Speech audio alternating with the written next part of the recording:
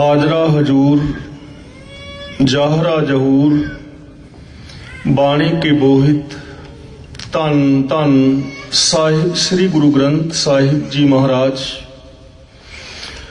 आप जी की पावन पवित्र हजूरी विच सज बैठी साध संगत प्यार दा सबूत देहो गज के बुलाओ जी। वाहे गुरु जी का खालसा वाहे गुरु जी की फतेह। वडभागी हो जिन्ना बड़े प्यार सत्कार अदब और श्रद्धा दे नाल गुरुदेव पातशाह जी की पावन पवित्र हजूरी विच सज के गुरु जी की अमृतमयी बाणी दे रस भिन्ने कीर्तन का आनंद माणिया है।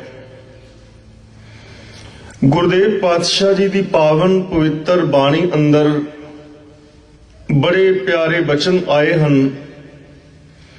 जिस जलनिध कारण तुम जग आए सो अमृत गुर पाही जियो। यानी मनुख के जीवन का जो मकसद है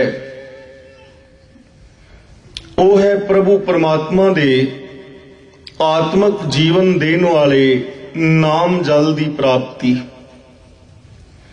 जे मनुख प्रभु परमात्मा का आत्मक जीवन देने वाला नाम जल प्राप्त कर लेंदा है तां इसका जीवन सफल है, इहदा जीवन सार्थक है। ते जे नाम जल तो वांझा रह जांदा है फिर ये मनुख आत्मक मौते मर जांदा है। फिर इस जगत अंदर जिया आया त्या ना आया। गुरुदेव ने वचन किया है आवन आए सृष्ट मह बिन बूझे पशु ढोर। आउण नूं तां सारे ही संसार अंदर आए हैं पर आत्मक जीवन की सूझ तो बिना इस जगत के अंदर इंसान भी पशु और डंगरां की तरह ही है। इस तो ज्यादा नहीं किया जा सकता। सगों इस नालों पशु चंगे हैं। जे नाम जल तो सखना है तां पशु इहदे नालों चंगे ने। पशु मिले चंगियाइयां खड़ खावे अमृत देह नाम विहूणे आदमी त्रिग जीवन कर्म करे। गुरुदेव दी पावन बाणी अनुसार आत्मक जीवन देन वाले नाम जल की प्राप्ति करना ही साडे जीवन का मकसद है। सवाल पैदा होएगा आत्मक जीवन देन वाला नाम जल किथे है? की वो बाहरों लभना है? गुरु जी कहते ने अंतर खूटा अमृत भरिया शब्दे काढ़ पिए पनिहारी। पनिहारी का मतलब जीव इस्त्री। इस मनुख दे हिरदे घर दे अंदर ही आत्मक जीवन देन वाले नाम जल का खूह भरिया पिया है। उसनों गुरु दे शब्द उपदेश गुरु दी फिलॉसफी गुरु दी विचारधारा और गुरु दे दिते जीवन जाच राही प्राप्त किया जा सकता है।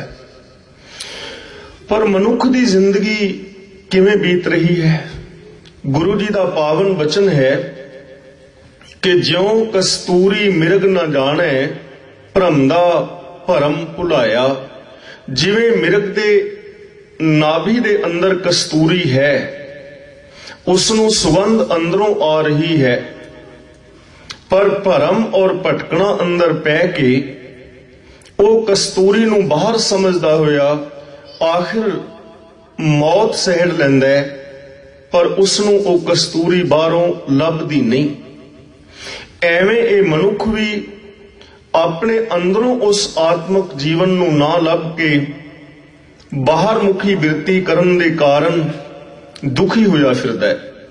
गुरुदेव ने पावन बाणी अंदर वचन किया है कि इसका आत्मक जीवन किवें लुटिया जा रहा है। आप वचन करते हैं इस देही अंदर पंच चोर वसै काम क्रोध लोभ मोह अहंकारा। अमृत लूटे मनमुख नहीं बूझे कोई ना सुने पुकारा। ਮਨੁੱਖੀ ਜ਼ਿੰਦਗੀ ਅੰਦਰ ਪੰਜ ਕਾਮ ਆਦਿਕ ਵੱਡੇ ਵਿਕਾਰ ਵਸ ਰਹੇ ਹਨ। ਜੋ ਇਸ ਤੇ ਜੀਵਨ ਚੋਂ ਅੰਮ੍ਰਿਤ ਲੁੱਟ ਰਹੇ ਨੇ, ਇੱਥੇ ਅੰਮ੍ਰਿਤ ਦਾ ਅਰਥ ਹੈ ਆਤਮਿਕ ਜੀਵਨ। ਇਸ ਤੇ ਆਤਮਿਕ ਜੀਵਨ ਨੂੰ ਇਹ ਪੰਜ ਵਿਕਾਰ ਲੁੱਟ ਰਹੇ ਹਨ। ਮਨ ਦੇ ਪਿੱਛੇ ਤੁਰਨ ਵਾਲਾ ਮਨੁੱਖ ਇਸ ਗੱਲ ਦੀ ਸਮਝ ਹੀ ਨਹੀਂ ਰੱਖਦਾ ਕਿ ਕਿਵੇਂ ਮੇਰਾ ਆਤਮਿਕ ਜੀਵਨ ਲੁੱਟਿਆ ਜਾ ਰਿਹਾ ਹੈ, ਕਿਵੇਂ ਮੈਂ ਆਤਮਿਕ ਮੌਤ ਤੇ ਮਰ ਰਿਹਾ ਹਾਂ, ਤੇ ਕੋਈ ਪੁਕਾਰ ਵੀ ਸਰਵਣ ਕਰਨ ਵਾਲਾ ਨਹੀਂ ਹੈ ਜੋ ਇਸ ਤੇ ਆਤਮਿਕ ਜੀਵਨ ਨੂੰ ਬਚਾ ਸਕੇ। ਹੁਣ ਸਵਾਲ ਪੈਦਾ ਹੋਏਗਾ ਕਿ ਜਿਸ ਆਤਮਿਕ ਜੀਵਨ ਬਾਰੇ ਬਾਣੀ ਵਿੱਚ ਇੰਨੀ ਵਾਰ ਕਿਹਾ ਹੈ ਔਰ ਆਤਮਿਕ ਮੌਤ ਦੀ ਅਸੀਂ ਗੱਲ ਕਰਦੇ ਹਾਂ, ਵਾਸਤਵ ਦੇ ਅੰਦਰ ਆਤਮਿਕ ਜੀਵਨ ਹੈ ਕੀ ਔਰ ਆਤਮਿਕ ਮੌਤ ਕੀ ਹੈ? ਆਤਮਿਕ ਮੌਤ ਤੇ ਮਰਿਆ ਹੋਇਆ ਇਨਸਾਨ ਉਸ ਨੂੰ ਕਹਿੰਦੇ ਹਨ ਜੋ ਕਹੇ ਕੁਝ ਹੋਰ ਔਰ ਕਰੇ ਕੁਝ ਹੋਰ। ਜੋ ਮਨੁੱਖ ਅੰਦਰੋਂ ਹੋਰ ਹੋਵੇ ਔਰ ਬਾਹਰੋਂ ਹੋਰ ਹੋਵੇ, ਉਸ ਨੂੰ ਆਤਮਿਕ ਮੌਤ ਤੇ ਮਰਿਆ ਹੋਇਆ ਇਨਸਾਨ ਕਹਿੰਦੇ ਨੇ। ਅੱਜ ਦਾ ਆਮ ਆਦਮੀ ਆਤਮਿਕ ਮੌਤ ਤੇ ਮਰਿਆ ਹੋਇਆ ਨਜ਼ਰੀ ਪੈਂਦਾ ਹੈ, ਕਿਉਂਕਿ ਜੋ ਕੁਝ ਮਨੁੱਖ ਦਿਸ ਰਿਹਾ ਹੈ ਵਾਸਤਵ ਦੇ ਅੰਦਰ ਉਹ ਇਹ ਹੈ ਨਹੀਂ, ਤੇ ਜੋ ਕੁਝ ਮਨੁੱਖ ਹੈ ਉਹ ਨਜ਼ਰੀ ਨਹੀਂ ਪੈ ਰਿਹਾ, ਕਿਉਂਕਿ ਆਤਮਿਕ ਮੌਤ ਤੇ ਮਰ ਚੁੱਕਾ ਹੈ। ਜੋ ਕਹੇ ਕੁਝ ਹੋਰ ਕਰੇ ਕੁਝ ਹੋਰ, ਜਿਸ ਤੇ ਮਨ ਬਚਨ ਔਰ ਕਰਮ ਦੇ ਅੰਦਰ ਇਕਸਾਰਤਾ ਨਾ ਹੋਏ, ਉਸ ਨੂੰ ਆਤਮਿਕ ਮੌਤ ਤੇ ਮਰਿਆ ਕਹਿੰਦੇ ਨੇ। ਔਰ ਜਿਸ ਤੇ ਮਨ ਬਚਨ ਔਰ ਕਰਮ ਦੇ ਅੰਦਰ ਸੱਚਾਈ ਹੋਵੇ, ਉਸ ਇਨਸਾਨ ਨੂੰ ਆਤਮਿਕ ਜੀਵਨ ਵਾਲਾ ਇਨਸਾਨ ਕਹਿੰਦੇ ਨੇ। ਤਾਂ ਅਸੀਂ ਕਹਿ ਸਕਦੇ ਹਾਂ ਜੋ ਮਨ ਕਰਕੇ, ਜੋ ਬਚਨਾ ਕਰਕੇ, ਜੋ ਕਰਮਾਂ ਕਰਕੇ ਗੁਰੂ ਦੀ ਪਾਵਨ ਪਵਿੱਤਰ ਬਾਣੀ ਮੁਤਾਬਕ ਜ਼ਿੰਦਗੀ ਜੀ ਰਿਹਾ ਹੈ, ਜਿਸ ਤੇ ਮਨ ਵਿੱਚ, ਜਿਸ ਤੇ ਬਚਨਾਂ ਵਿੱਚ ਔਰ ਜਿਸ ਤੇ ਕਰਮਾਂ ਅੰਦਰ ਪ੍ਰਭੂ ਪਰਮਾਤਮਾ ਦਾ ਨਾਮ ਰਮ ਗਿਆ ਹੈ, ਪ੍ਰਭੂ ਪਰਮਾਤਮਾ ਦੇ ਗੁਣ ਰਮ ਗਏ ਹਨ, ਉਹ ਇਨਸਾਨ ਅਸਲ ਦੇ ਅੰਦਰ ਜੀ ਰਿਹਾ ਹੈ ਆਤਮਿਕ ਜੀਵਨ। ਗੁਰਦੇਵ ਨੇ ਬਚਨ ਵੀ ਕੀਤਾ ਹੈ, ਸੋ ਜੀਵਿਆ ਜਿਸ ਮਨ ਵਸਿਆ ਸੋਏ, ਨਾਨਕ ਅਵਰ ਨਾ ਜੀਵੇ ਕੋਏ। ਅਸਲ ਦੇ ਅੰਦਰ ਆਤਮਿਕ ਜ਼ਿੰਦਗੀ ਉਹ ਜੀ ਰਿਹਾ ਹੈ ਜਿਸ ਤੇ ਹਿਰਦੇ ਦੇ ਅੰਦਰ ਪ੍ਰਭੂ ਪਰਮਾਤਮਾ ਵਸ ਗਿਆ ਹੈ। ਜਿਸ ਤੇ ਹਿਰਦੇ ਅੰਦਰ ਉਹ ਨਹੀਂ ਵਸਿਆ, ਉਹ ਇਨਸਾਨ ਆਤਮਿਕ ਜ਼ਿੰਦਗੀ ਨਹੀਂ ਜੀ ਰਿਹਾ। ਤੇ ਜਿਹੜਾ ਉਸ ਨੂੰ ਵਿਸਾਰ ਕੇ ਜਿਉਂਦਾ ਹੈ, ਜੇ ਜੀਵੈ ਪਤ ਲੱਥੀ ਜਾਏ, ਸਭ ਹਰਾਮ ਜੇਤਾ ਕਿਛ ਖਾਏ। ਗੁਰੂ ਜੀ ਤਾਂ ਉਸ ਇਨਸਾਨ ਨੂੰ ਹੀ ਜਿਉਂਦਾ ਸਮਝਦੇ ਹਨ ਜਿਹਦੇ ਹਿਰਦੇ ਵਿੱਚ ਵਸ ਗਿਆ ਹੈ ਪ੍ਰਭੂ। ਆਪ ਕਹਿੰਦੇ ਨੇ, ਜੇ ਕੋਈ ਬੜਾ ਸੋਹਣਾ ਸੁਨੱਖਾ ਹੋਵੇ, ਉੱਚੀ ਕੁਲ ਅੰਦਰ ਜੰਮਿਆ ਹੋਵੇ, ਬਹੁਤ ਅਮੀਰ ਔਰ ਧਨਵਾਨ ਹੋਵੇ, ਉਸ ਦਾ ਸਮਾਜਿਕ ਕੱਦ ਬਹੁਤ ਉੱਚਾ ਹੋਵੇ, ਉਸ ਦੀ ਰਾਜਨੀਤਿਕ ਪਹੁੰਚ ਬਹੁਤ ਲੰਬੀ ਚੌੜੀ ਹੋਵੇ ਔਰ ਗਿਆਨ ਦੀਆਂ ਗੱਲਾਂ ਵੀ ਕਰ ਜਾਣਦਾ ਹੋਵੇ, ਪਰ ਜੇ ਉਸ ਦੇ ਅੰਦਰ ਪਰਮਾਤਮਾ ਦੀ ਪ੍ਰੀਤ ਨਹੀਂ ਤਾਂ ਉਹਨੂੰ ਮੁਰਦਾ ਹੀ ਕਿਹਾ ਜਾਏਗਾ। ਅਤ ਸੁੰਦਰ ਕੁਲੀਨ ਚਤੁਰ ਮੁਖ ਗਿਆਨੀ ਧਨਵੰਤ, ਮਿਰਤਕ ਕਹੀਏ ਨਾਨਕਾ ਜੇ ਪ੍ਰੀਤ ਨਹੀਂ ਭਗਵੰਤ। ਗੁਰੂ ਜੀ ਤੋਂ ਕਿਸੇ ਨੇ ਪੁੱਛਿਆ, ਪਾਤਸ਼ਾਹ ਜੀਵਨ ਔਰ ਮੌਤ ਕੀ ਹੈ, ਕੇਵਲ 2 ਅੱਖਰਾਂ ਦੇ ਅੰਦਰ ਬਿਆਨ ਕਰਕੇ ਦੱਸੋਗੇ? ਤਾਂ ਗੁਰਦੇਵ ਕਹਿੰਦੇ ਨੇ, ਮਰਣੰ ਬਿਸਰਣੰ ਗੋਵਿੰਦੈ, ਜੀਵਨੰ ਹਰ ਨਾਮ ਧਿਆਵਣੈ। ਮੌਤ ਹੈ ਰੱਬ ਨੂੰ ਵਿਸਾਰ ਦੇਣਾ, ਤੇ ਜੀਵਨ ਹੈ ਉਸ ਪਰਮਾਤਮਾ ਦੀ ਯਾਦ ਦੇ ਅੰਦਰ ਜੀਣਾ। ਆਖਾਂ ਜੀਵਾਂ ਵਿਸਰੇ ਮਰ ਜਾਉ, ਜਦ ਮੈਂ ਆਖਦਾ ਹਾਂ ਉਸ ਪਰਮਾਤਮਾ ਨੂੰ ਤਾਂ ਆਤਮਿਕ ਜੀਵਨ ਜੀਂਦਾ ਹਾਂ, ਔਰ ਜਦੋਂ ਮੈਂ ਉਸ ਪ੍ਰਭੂ ਨੂੰ ਭੁਲਾ ਦਿੰਦਾ ਹਾਂ, ਗੁਰੂ ਨੂੰ ਭੁਲਾ ਦਿੰਦਾ ਹਾਂ, ਗੁਰੂ ਦੇ ਸਿਧਾਂਤਾਂ ਨੂੰ ਭੁਲਾ ਦਿੰਦਾ ਹਾਂ, ਉਦੋਂ ਮੇਰੀ ਆਤਮਿਕ ਤੌਰ ਤੇ ਮੌਤ ਹੋ ਜਾਂਦੀ ਹੈ। ਤਾਂ ਸਵਾਲ ਪੈਦਾ ਹੋਏਗਾ, ਜੇ ਅਸੀਂ ਉਸ ਮਾਲਕ ਦੇ ਨਾਲ ਨਾ ਜੁੜੀਏ, ਜੇ ਅਸੀਂ ਉਸ ਨਾਮ ਜਲ ਨੂੰ ਪ੍ਰਾਪਤ ਨਾ ਕਰੀਏ, ਤਾਂ ਫਿਰ ਸਾਡੀ ਜ਼ਿੰਦਗੀ ਅੰਦਰ ਕੀ ਘਾਟਾ ਪੈ ਸਕਦਾ ਹੈ। ਆਓ ਇਸ ਚੀਜ਼ ਨੂੰ ਵਿਚਾਰਨ ਦਾ ਯਤਨ ਕਰੀਏ, ਜਿਸ ਕਰਕੇ ਸਾਨੂੰ ਗੁਰੂ ਦੀ ਪਾਵਨ ਬਾਣੀ ਔਰ ਨਾਮ ਦੀ ਮਹਾਨਤਾ ਦਾ ਪਤਾ ਲੱਗ ਸਕੇ ਔਰ ਅਸੀਂ ਗੁਰਮਤਿ ਆਸ਼ੇ ਅਨੁਸਾਰ ਜ਼ਿੰਦਗੀ ਜੀਣ ਦਾ ਯਤਨ ਕਰੀਏ ਔਰ ਸੰਸਾਰ ਦੇ ਲੋਕਾਂ ਨੂੰ ਵੀ ਦਸੀਏ ਕਿ ਕਿਵੇਂ ਆਤਮਿਕ ਜੀਵਨ ਨਾਲੋਂ ਟੁੱਟ ਕੇ ਇਹ ਸੰਸਾਰ ਦੁਖੀ ਔਰ ਅਸ਼ਾਂਤ ਹੋ ਰਿਹਾ ਹੈ। ਗੁਰਦੇਵ ਨੇ 12 ਮਾਹ ਦੀ ਪਾਵਨ ਬਾਣੀ ਦੀ ਜੋ ਆਰੰਭਕ ਬੰਦ ਹੈ ਉਸ ਅੰਦਰ 4 ਗੱਲਾਂ ਕਹੀਆਂ ਹਨ। ਕਹਿਣ ਲੱਗੇ, ਪਿਆਰਿਆ, ਜੇ ਤੂੰ ਰੱਬ ਦੇ ਨਾਲ ਨਾ ਜੁੜਿਆ, ਜੇ ਤੂੰ ਗੁਰੂ ਦੀ ਪਾਵਨ ਬਾਣੀ ਨਾਲ ਨਾ ਜੁੜਿਆ ਤਾਂ ਕੀ ਹੋਏਗਾ? ਤੇਰੀ ਜ਼ਿੰਦਗੀ ਉਸ ਗਊ ਵਰਗੀ ਹੋ ਜਾਏਗੀ ਜਿਹੜੀ ਗਊ ਦੁੱਧ ਨਹੀਂ ਦਿੰਦੀ। ਤੇਨ ਦੁੱਧੈ ਤੇ ਬਾਹਰੀ ਕਿਤੇ ਨਾ ਆਵੇ ਕਾਮ। ਜਿਹੜੀ ਗਊ ਦੁੱਧ ਨਹੀਂ ਦਿੰਦੀ ਉਹ ਗਊ ਕਿਸੇ ਕੰਮ ਨਹੀਂ ਆਉਂਦੀ। ਆਪ ਸਾਰੇ ਇੰਡੀਆ ਦੇ ਨਾਲ ਸੰਬੰਧਿਤ ਹੋ। ਹਿੰਦੁਸਤਾਨ ਦੀ ਧਰਤੀ ਦੇ ਉੱਤੇ ਗਊ ਨੂੰ ਮਾਤਾ ਕਰਕੇ ਪੁਕਾਰਿਆ ਜਾਂਦਾ ਹੈ ਤੇ ਮਾਂ ਪਿਓ ਦਾ ਕਿੰਨਾ ਕੁ ਸਤਿਕਾਰ ਕਰਨਾ ਚਾਹੀਦਾ ਹੈ, ਇਹ ਅਸੀਂ ਸਭ ਵੀਰ ਭੈਣਾਂ ਜਾਣਦੇ ਹਾਂ। ਗੁਰਦੇਵ ਨੇ ਤਾਂ ਪਾਵਨ ਬਾਣੀ ਦੇ ਅੰਦਰ ਬਚਨ ਕੀਤਾ ਹੈ ਕਿ ਜੋ ਇਨਸਾਨ ਮਾਂ-ਬਾਪ ਦੀ ਸੇਵਾ ਨਹੀਂ ਕਰਦਾ ਤੇ ਮਰਨ ਤੋਂ ਬਾਅਦ ਉਹਨਾਂ ਦੇ ਸਰਾਧ ਆਦਿ ਕਰਾਉਂਦਾ ਹੈ, ਉਸ ਇਨਸਾਨ ਦਾ ਜੀਣਾ ਕੋਈ ਜੀਣਾ ਨਹੀਂ ਹੈ। ਗੁਰਦੇਵ ਨੇ ਬਚਨ ਕੀਤਾ ਹੈ, ਜੀਵਤ ਪਿਤਰ ਨਾ ਮਾਨੇ ਕੋ ਮੂਏ ਸਿਰਾਤ ਕਰਾਹੀ। ਪਿਤਰ ਪਿਬਪਰੇ ਕਹੋ ਕਿਉ ਪਾਵੇਂ, ਕਊਆ ਕੂਕਰ ਖਾਹੀ। ਗੁਰਦੇਵ ਨੇ ਪਾਵਨ ਬਾਣੀ ਵਿੱਚ ਬਚਨ ਕੀਤਾ ਹੈ ਕਿ ਇਹ ਧੀ ਔਰ ਪੁੱਤਰ ਅਖਵਾਉਣ ਵਾਲਿਆ, ਆਪਣੇ ਮਾਂ-ਬਾਪ ਦੇ ਨਾਲ ਕਦੇ ਲੜਾਈ ਔਰ ਝਗੜਾ ਨਾ ਕਰ। ਆਪਣੇ ਮਾਂ-ਬਾਪ ਦਾ ਵੱਧ ਤੋਂ ਵੱਧ ਆਦਰ ਔਰ ਸਤਿਕਾਰ ਕਰ। ਮਾਂ-ਬਾਪ ਦੇ ਨਾਲ ਲੜਨਾ, ਉਹਨਾਂ ਦਾ ਨਿਰਾਦਰ ਕਰਨਾ ਦੁਨੀਆ ਦਾ ਸਭ ਤੋਂ ਵੱਡਾ ਪਾਪ ਹੈ। ਗੁਰਦੇਵ ਦਾ ਪਾਵਨ ਬਚਨ, ਪੂਤ ਕਾਹੇ ਝਗਰਤ ਹੋ ਸੰਗ ਬਾਪ, ਜਿਨ ਕੇ ਜਣੇ ਬਡੀਰੇ ਤੁਮ ਹੋ, ਤਿਨ ਸਿਉ ਝਗਰਤ ਪਾਪ। ਤੇ ਭਲਿਆ ਜਿਸ 4 ਕੌਡੀਆਂ ਦਾ ਤੂੰ ਮਾਣ ਕਰਕੇ ਮਾਂ-ਬਾਪ ਦਾ ਨਿਰਾਦਰ ਕਰ ਰਿਹਾ ਹੈ, ਇਹ ਧਨ ਕਦੇ ਕਿਸੇ ਦਾ ਆਪਣਾ ਨਹੀਂ ਬਣਿਆ। ਰਾਵਣ ਵਰਗੇ ਵੱਡੇ ਛਤਰਪਤੀ ਵੀ ਇਸ ਧਨ ਨੂੰ ਇੱਥੇ ਹੀ ਛੱਡ ਕੇ ਚਲੇ ਗਏ ਨੇ। ਜਿਸ ਧਨ ਕਾ ਤੁਮ ਗਰਭ ਕਰਤ ਹੋ, ਸੋ ਧਨ ਕਿਸੇ ਨਾ ਆਪ। ਰਾਵਣ ਹੂੰ ਤੇ ਅਧਿਕ ਛਤਰਪਤ, ਖਿਨ ਮੈਂ ਗਏ ਬਿਲਾਤ। ਤਾਂ ਮਾਂ-ਬਾਪ ਦੀ ਸੇਵਾ ਕਰਨਾ ਹਰ ਇਨਸਾਨ ਦਾ ਫਰਜ਼ ਹੈ। ਜੋ ਮਾਂ-ਬਾਪ ਨੂੰ ਆਪਣੇ ਘਰ ਚੋਂ ਕੱਢਦਾ ਹੈ ਉਹ ਦੁਨੀਆ ਦਾ ਸਭ ਤੋਂ ਵੱਡਾ ਪਾਪੀ ਔਰ ਅਪਰਾਧੀ ਇਨਸਾਨ ਗਿਣਿਆ ਜਾਏਗਾ।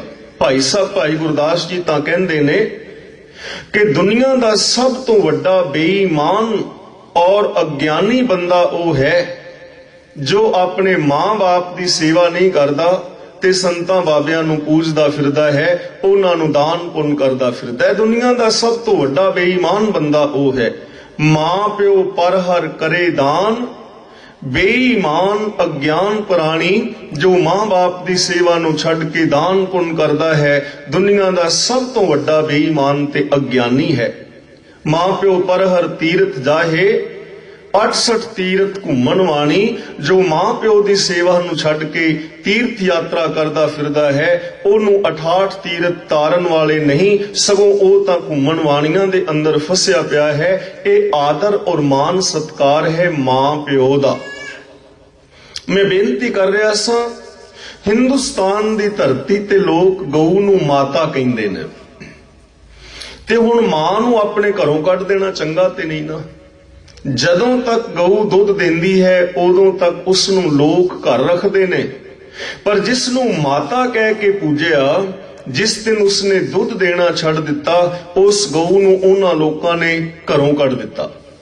ਤੇ ਹਿੰਦੁਸਤਾਨ ਦੀ ਧਰਤੀ ਤੇ ਕਿਤਨੀਆਂ ਅਵਾਰਾ ਗਊਆਂ ਫਿਰਦੀਆਂ ਨੇ ਜੋ ਕਿਸਾਨਾਂ ਦੀਆਂ ਫਸਲਾਂ ਦਾ ਨੁਕਸਾਨ ਕਰਦੀਆਂ ਹਨ ਔਰ ਸੜਕਾਂ ਦੇ ਉੱਤੇ ਹਰ ਰੋਜ਼ ਇਹਨਾਂ ਅਵਾਰਾ ਪਸ਼ੂਆਂ ਕਰਕੇ ਬਹੁਤ ਸਾਰੇ ਐਕਸੀਡੈਂਟ ਹੁੰਦੇ ਹਨ ਔਰ ਸੈਂਕੜੇ ਜਾਨਾਂ ਅਜਾਈਂ ਚਲੀਆਂ ਜਾਂਦੀਆਂ ਨੇ।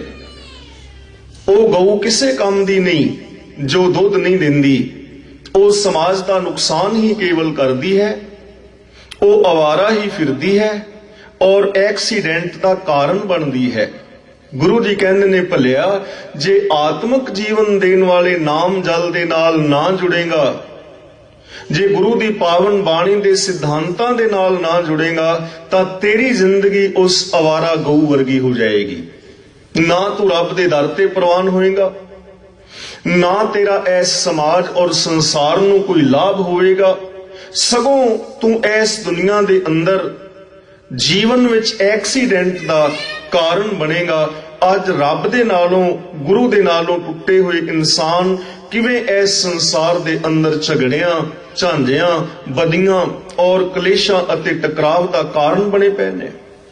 ਦੂਜੀ ਗੱਲ ਗੁਰਦੇਵ ਨੇ ਕਹੀ, ਜੇ ਤੂੰ ਨਾਮ ਔਰ ਬਾਣੀ ਦੇ ਨਾਲ ਨਾ ਜੁੜਿਆ ਤਾਂ ਜਲ ਬਿਨ ਸਾਖ ਕੁਮਲਾਵਤੀ ਉਪਜੈ ਨਾਹੀ ਦਾਮ। ਆਪ ਸਾਰੇ ਹੀ ਵੀਰ ਭੈਣਾਂ ਕਿਸੇ ਨਾ ਕਿਸੇ ਰੂਪ ਦੇ ਨਾਲ ਕਿਸਾਨਾਂ ਵੀਰਾਂ ਦੇ ਨਾਲ ਸੰਬੰਧਿਤ ਹੋ, ਆਪ ਵੀ ਕਿਸਾਨ ਹੋ। ਜਿਸ ਕਿਸਾਨ ਦੀ ਫਸਲ ਨੂੰ ਸਮੇਂ ਦੇ ਨਾਲ ਪਾਣੀ ਨਾ ਮਿਲੇ, ਉਹ ਫਸਲ ਮੁਰਝਾ ਜਾਂਦੀ ਹੈ ਤੇ ਉਸ ਫਸਲ ਤੋਂ ਕੋਈ ਕੀਮਤ ਨਹੀਂ ਵੱਟੀ ਜਾਂਦੀ। ਕਿਸਾਨ ਦਾ ਸਮਾਂ ਵੀ ਬਰਬਾਦ ਜਾਂਦਾ ਹੈ, ਉਸ ਦੀ ਮਿਹਨਤ ਵੀ ਨਿਸ਼ਫਲ ਜਾਂਦੀ ਹੈ ਔਰ ਉਹ ਕਿਸਾਨ ਭੁੱਖਾ ਵੀ ਹੋ ਜਾਂਦਾ ਹੈ, ਉਹ ਕਿਸਾਨ ਕਰਜ਼ਾਈ ਵੀ ਹੋ ਜਾਂਦਾ ਹੈ ਫਸਲ ਨੂੰ ਪਾਣੀ ਨਾ ਮਿਲਣ ਕਰਕੇ, ਕਿਉਂਕਿ ਫਸਲ ਸੁੱਕ ਗਈ। ਦੁਨੀਆ ਦੇ ਅੰਦਰ ਕੋਈ ਵੀ ਵਰਕਸ਼ ਆਦਿਕ, ਕੋਈ ਵੀ ਵਨਸਪਤੀ ਜੇ ਉਸ ਨੂੰ ਪਾਣੀ ਨਾ ਮਿਲੇ ਤਾਂ ਉਹ ਫਸਲ, ਉਹ ਸ਼ਾਖ, ਉਹ ਵਨਸਪਤੀ ਕੁਮਲਾ ਜਾਂਦੀ ਹੈ, ਮੁਰਝਾ ਜਾਂਦੀ ਹੈ। ਜੇ ਤੂੰ ਨਾਮ ਔਰ ਬਾਣੀ ਦੇ ਨਾਲੋਂ ਟੁੱਟ ਜਾਏਗਾ ਤਾਂ ਤੇਰਾ ਜੀਵਨ ਵੀ ਮੁਰਝਾ ਜਾਏਗਾ, ਤੇਰੇ ਜੀਵਨ ਦੇ ਅੰਦਰ ਹਰਿਆਵਲ ਨਹੀਂ ਰਹੇਗੀ। ਅੱਜ ਦੇ ਮਨੁੱਖ ਦਾ ਜੀਵਨ ਮੁਰਝਾਇਆ ਪਿਆ ਹੈ। ਗੁਰਦੇਵ ਪਾਵਨ ਬਾਣੀ ਵਿੱਚ ਬਚਨ ਕਰਦੇ ਨੇ, ਐ ਮਨੁੱਖ, ਜਦੋਂ ਮੈਂ ਲੋਹਾਰ ਦੀ ਭੱਠੀ ਵੱਲ ਝਾਤ ਮਾਰਨਾ ਔਰ ਜਦੋਂ ਮੈਂ ਤੇਰੀ ਜ਼ਿੰਦਗੀ ਵੱਲ ਝਾਤ ਮਾਰਨਾ ਤਾਂ ਮੈਨੂੰ ਆਮ ਇਨਸਾਨ ਲੋਹਾਰ ਦੀ ਭੱਠੀ ਹੀ ਨਜ਼ਰ ਪੈਂਦਾ ਹੈ। ਇੰਜ ਜਾਪਦਾ ਹੈ ਕਿ ਜਿਵੇਂ ਇਸ ਦੁਨੀਆ ਵਿੱਚ ਬੰਦੇ ਨਾ ਤੁਰੇ ਫਿਰਦੇ ਹੋਣ, ਇਹ ਲੋਹਾਰ ਦੀਆਂ ਸੜਦੀਆਂ ਬਲਦੀਆਂ ਭੱਠੀਆਂ ਤੁਰੀਆਂ ਫਿਰਦੀਆਂ ਹੋਣ। ਭੱਠੀ ਦੀ ਔਰ ਮਨੁੱਖਤਾ ਦੀ ਸਾਂਝ ਹੈ। ਲੋਹਾਰ ਦੇ ਘਰ ਵਿੱਚ ਭੱਠੀ ਅੰਦਰ ਅੱਗ ਬਲ ਰਹੀ ਹੈ, ਉਸ ਅੱਗ ਦੇ ਉੱਤੇ ਇੱਕ ਲੋਹੇ ਦਾ ਟੁਕੜਾ ਰੱਖਿਆ ਹੈ। ਲੋਹਾਰ ਸੰਨੀ ਦੇ ਨਾਲ ਫੜ ਕੇ ਉਸ ਲੋਹੇ ਦੇ ਟੁਕੜੇ ਨੂੰ ਕਦੇ ਇੱਕ ਪਾਸਿਓਂ ਕਦੇ ਦੂਜੇ ਪਾਸਿਓਂ ਤਪਾਉਂਦਾ ਹੈ। ਜਦੋਂ ਕਿਤੇ ਅਗਨ ਮਦਮ ਹੁੰਦੀ ਹੈ, ਲੋਹਾਰ ਇੱਕ ਕੜਛਾ ਭਰ ਕੇ ਕੋਲਿਆਂ ਦਾ ਹੋਰ ਪਾਉਂਦਾ ਹੈ, ਅੱਗ ਭੱਠੀ ਦੇ ਅੰਦਰ ਧੜ ਧੜ ਕਰਕੇ ਫਿਰ ਬਲ ਪੈਂਦੀ ਏ, ਲੋਹਾ ਜਲ ਜਲ ਕੇ ਮਨੂਰ ਬਣ ਜਾਂਦਾ ਹੈ। ਗੁਰੂ ਜੀ ਕਹਿੰਦੇ ਨੇ, ਇਹ ਮਨੁੱਖਾ, ਤੇਰਾ ਵੀ ਆ ਜੋ ਸਰੀਰ ਹੈ ਇਹ ਇੱਕ ਭੱਠੀ ਹੈ। ਇਸ ਭੱਠੀ ਦੇ ਅੰਦਰ ਕਾਮ, ਕ੍ਰੋਧ ਆਦਿਕ ਦੀਆਂ 5 ਅੱਗਾਂ ਬਲ ਰਹੀਆਂ ਨੇ। ਸੰਨੀ ਮਾਨੋ ਇੱਕ ਚਿੰਤਾ ਹੈ, ਚਿੰਤਾ ਸੰਨੀ ਹੈ। ਚਿੰਤਾ ਦੀ ਸੰਨੀ ਦੇ ਅੰਦਰ ਮਨ ਜਕੜਿਆ ਹੋਇਆ ਹੈ ਔਰ 5 ਵਿਕਾਰਾਂ ਦੀਆਂ ਅੱਗਾਂ ਵਿੱਚ ਸੜ ਰਿਹਾ ਹੈ। ਜਦੋਂ 5 ਵਿਕਾਰਾਂ ਦੀ ਅੱਗ ਮਦਮ ਹੁੰਦੀ ਹੈ, ਬੰਦਾ ਪਾਪਾਂ ਦੇ ਕੋਲੇ ਹੋਰ ਪਾ ਦਿੰਦਾ ਹੈ, ਅੰਦਰ ਪਾਪਾਂ ਦੇ ਭਾਂਬੜ ਫਿਰ ਬਲ ਪੈਂਦੇ ਨੇ ਤੇ ਇਹਦਾ ਮਨ ਜੋ ਜੋਤ ਸਰੂਪ ਸੀ ਉਹ ਜਲ ਜਲ ਕੇ ਮਨੂਰ ਬਣ ਜਾਂਦਾ ਹੈ। ਗੁਰਦੇਵ ਦੀ ਪਾਵਨ ਬਾਣੀ ਦਾ ਬਚਨ ਹੈ, ਕਾਇਆ ਆਰਣ ਮਨ ਵਿੱਚ ਲੋਹਾ, ਪੰਚ ਅਗਨ ਤਿਤ ਲਾਗ ਰਹੀ, ਕੋਇਲੇ ਪਾਪ ਪੜੇ ਤਿਸ ਉੱਪਰ ਮਨ ਜਲਿਆ, ਸੰਨੀ ਚਿੰਤ ਭਈ। ਅੱਜ ਦੇ ਮਨੁੱਖ ਦੀ ਜ਼ਿੰਦਗੀ ਮੁਰਝਾ ਗਈ ਹੈ। ਬਾਬਾ ਫਰੀਦ ਜੀ ਕਹਿੰਦੇ ਨੇ, ਕਿਤਨੀ ਜੋਬਨ ਪ੍ਰੀਤ ਬਿਨ ਸੁੱਕ ਗਏ ਕੁਮਲਾਏ, ਕਿਤਨੀਆਂ ਜਵਾਨੀਆਂ ਕਿਤਨੇ ਹੀ ਜੀਵਨ ਗੁਰੂ ਔਰ परमात्मा ਦੀ ਪ੍ਰੀਤ ਔਰ ਪਿਆਰ ਤੋਂ ਬਿਨਾ ਸੁੱਕ ਗਏ ਹਨ, ਕੁਮਲਾ ਗਏ ਨੇ। ਕਿਵੇਂ ਕੁਮਲਾ ਗਏ ਨੇ? ਗੁਰਦੇਵ ਨੇ ਇੱਕ ਸਵਾਲ ਕੀਤਾ ਬਾਣੀ ਵਿੱਚ, ਕਹਿਣ ਲੱਗੇ, ਦਾਵਾ ਅਗਨ ਬਹੁਤ ਤ੍ਰਿਣ ਜਾਲੇ, ਕੋਈ ਹਰਿਆ ਬੂਟ ਰਹਿਓਰੀ। ਕਿ हे ਸਤਸੰਗੀ ਧੀ ਭੈਣ, हे ਸਤਸੰਗੀ ਵੀਰ, ਇਸ ਦੁਨੀਆ ਦੇ ਅੰਦਰ ਇੱਕ ਝਾਤ ਮਾਰ ਕੇ ਵੇਖ ਕਿ ਮੈਂ ਮੇਰੀ ਔਰ ਖੁਦ ਗਰਜੀ ਨੇ ਪਾਪਾਂ ਔਰ ਵਿਕਾਰਾਂ ਨੇ ਕਿਵੇਂ ਇਸ ਸੰਸਾਰ ਦੇ ਅੰਦਰ ਆਤਮਿਕ ਜੀਵਨ ਨੂੰ ਲੂ ਕੇ ਬਰਬਾਦ ਕਰ ਦਿੱਤਾ ਹੈ। ਕੋਈ ਹਰਾ ਬੂਟਾ ਬਚਿਆ, ਕੋਈ ਹਰਾ ਬੂਟਾ ਬਚਿਆ, ਕੋਈ ਐਸੀ ਜ਼ਿੰਦਗੀ जिस अंदर सत संतोख दया धर्म धीरज ज्ञान वैराग निमानता सेवा सिमरन प्रेम और कुर्बानी आदि के शुभ जज्बे होन, ऐसी जिंदगी किते नजर नहीं आउंदी जिस ते जीवन दे अंदर विगासता होवे, जिस ते जीवन दे अंदर चढ़ती कला होवे, जिदे जीवन दे अंदर खुशियां ही खुशियां होन। ऐसा जीवन किते नजरी नहीं पै रहा। सगों आम जिंदगी दे अंदर काम क्रोध लोभ मोह हंकार आशा तृष्णा चुगली निंदा झूठ फरेब चोरियां यारियां ठगियां बेईमानियां पहनामियां पाप अपराध मेर तेर दे वितकरे भरे पै ने। जीवन परमात्मा दी कृपा और परमात्मा दे प्रेम तो बिना सुक गया है, कुमला गया है। तां गुरुदेव कहंदे ने भलिया जे नाम बाणी दे नाल ना जुड़ेगा तां तेरी जिंदगी कुमला जाएगी, तेरे जीवन चों इंसानियत मर जाएगी, तेरे जीवन अंदरों सुख शांति खत्म हो जाएगी। तीजा वचन गुरुदेव पातशाह ने कीता है, जे तू नाम जल दे नाल ना जुड़ेगा ਤਾਂ ਗੁਰਦੇਵ ਦਾ ਪਾਵਨ ਬਚਨ ਹੈ, ਜਿਤ ਘਰ ਹਰ ਕੰਤ ਨਾ ਪ੍ਰਗਟਈ ਭੱਠ ਨਗਰ ਸੇ ਗ੍ਰਾਮ। ਜਿਨ੍ਹਾਂ ਘਰਾਂ ਦੇ ਅੰਦਰ, ਜਿਨ੍ਹਾਂ ਦੇਸ਼ਾਂ ਦੇ ਅੰਦਰ, ਜਿਸ ਕੌਮ ਔਰ ਸਮਾਜ ਦੇ ਅੰਦਰ, ਜਿਸ ਪਰਿਵਾਰ ਔਰ ਵਿਅਕਤੀ ਦੇ ਅੰਦਰ ਪ੍ਰਭੂ ਪਰਮਾਤਮਾ ਦੇ ਗੁਣ ਪ੍ਰਗਟ ਨਹੀਂ ਹੋਏ, ਉਹ ਸਰੀਰ, ਉਹ ਹਿਰਦਾ, ਉਹ ਘਰ, ਉਹ परिवार, ਉਹ समाज, ਉਹ देश और ਉਹ संसार एक ਭੱਠ ਦੀ ਤਰ੍ਹਾਂ ਹੈ, ਜਿੱਥੇ ਹਮੇਸ਼ਾ ਦੁੱਖਾਂ ਵਿਕਾਰਾਂ और ਪਾਪਾਂ ਦੀ ਅੱਗ ਬਲ ਰਹੀ ਹੈ। ਅੱਜ ਮਨੁੱਖ ਨੇ ਪਿੰਡ ਸ਼ਹਿਰ ਨਗਰ और ਮਹਾਨਗਰ ਵਸਾਏ ਨੇ। ਅੱਜ ਮਨੁੱਖ ਦੇ ਪਾਸ ਕੋਠੀਆਂ ਵੱਡੀਆਂ ਇਮਾਰਤਾਂ बंगले और बहुमंजिली इमारतां ने, लेकिन मनुख वास्ते आ संसार एक भट्ठ बनया होया है और भट्ठ दी तरह ही इस संसार दे अंदर रह रहा है। इथे मेरे वर्गे आम इंसान दी तां कोई वैल्यू और गल ही नहीं। इथे तां वड्डे वड्डे लोग चिंता दी अग दे अंदर जल रहे ने। वड्डे वड्डे जो दिसे लोग तिनको व्यापै चिंता रोग। ते इथे केवल वड्डियां राजियां महाराजियां दी भी गल नहीं। इस दुनिया अंदर ਉਹ ਲੋਕ ਰੋਂਦੇ और ਕੁਰਲਾਉਂਦੇ ਵੇਖੇ ਜਾ ਸਕਦੇ ਹਨ, ਜਿਨ੍ਹਾਂ ਨੂੰ ਦੁਨੀਆ ਨੇ ਅਵਤਾਰ ਕਹਿ ਕੇ ਪੂਜਿਆ, ਜਿਨ੍ਹਾਂ ਨੂੰ ਲੋਕਾਂ ਨੇ ਰੱਬ ਕਹਿ ਕੇ ਪੂਜਿਆ। ਇੱਥੇ ਉਹ ਕਹਾਉਣ ਵਾਲੇ ਅਵਤਾਰ ਵੀ ਦੁਖੀ ਵੇਖੇ ਜਾ ਸਕਦੇ ਹਨ। ਸਹੰਸਰ ਦਾਨ ਦੇ ਇੰਦਰ ਰੋਆਇਆ, ਪਰਸਰਾਮ ਰੋਵੇ ਕਰ ਆਇਆ। अजय सरोवे भीख्या खाए, ऐसी दरगह मिले सजाए। रोवे राम निकाला पया, सीता लक्ष्मण विछुड़ गया। रोवे पांडव भय मजूर, जिनके स्वामी रहत हजूर। रोवे जन्मेजा खोए गया, एकी कारण पापी पया। रोवे शेख मसाइक पीर, अंत काल मत लागे पीड़। रोवे राजे कन पढ़ाए, पंडित रोवे ज्ञान गवाए। ते गुरुदेव कहंदे ने बाली रोवे नाहे पतार, नानक दुखिया सब संसार। इथे तां आम आदमी चिंता दी अग दे अंदर जल रहा है। तां गुरुदेव कहंदे हन, जे तू नाम और बाणी दे नाल ना जुड़ेगा, जे अपने अंदरों आत्मक नाम जल दी प्राप्ति ना करेगा, तां तेरा ये संसार तेरे वास्ते भट्ठ बन जाएगा। हमेशा चिंतावां और दुखां दी अग दे अंदर तू जलदा रहेगा। चौथा वचन गुरु ने कीता है कि जे तू रब दे नालों टुटे हुए लोगां नूं, जो आत्मक मौते मर चुके हैं, जो अपने अंदरों इंसानियत नूं गवा चुके हैं, जिन्हां दी जमीर मुर्दा हो चुकी है, जे उन्हां लोकां नूं तू अपने मित्र बना लेगा, ਤਾਂ ਸਜਣਾ याद रखी, ਉਹ तेरे मित्र नहीं होणगे, ਉਹ तेरे वास्ते जम हो के टकरनगे। प्रभ स्वामी कंत विहूणियां, मीत सज्जन सब जाम। तेरे सारे सज्जन मित्र तेरे रिश्तेदार तेरे वास्ते जम बन जाणगे जे वो रब दे नालों टुटे हुए ने। गुरुदेव ने बड़ा प्यारा वचन कीता है, कहन लगे असल मित्र कौन है? जिन्हां दे संदड़ियां दुरमत वंजै मित्र असाडड़े सेई, हों ढूंढेंदी जग सबाया जन नानक विरले केई। असली मित्र तां ओह हन जिन्हां दे दर्शन करके, जिन्हां दी सूरत वेख के खोटे कर्म करने वाली मत दा विनाश हो जाए।